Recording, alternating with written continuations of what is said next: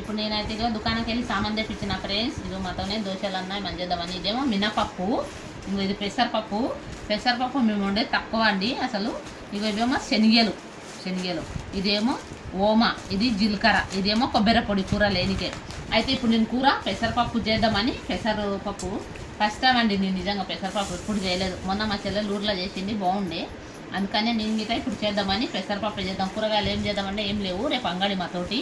ఇక ప్రస్తుతానికైతే పెసరపప్పు చేద్దామని చేస్తున్నా. 20 రూపాయలు దండి. ఇక 20 రూపాయల పెసరపప్పు తెప్పించిన దుకాణంకి వెళ్ళి. ఇవి గిటనండి ఇడ కాదు, కొసుకిలా 10 రూపాయలు ఏదో ఇచ్చినాము. 10 రూపాయలకు ఒక పూడ, 10 రూపాయలకు ఒక పూడ. ఇది 10, ఇది 10, ఇది 10.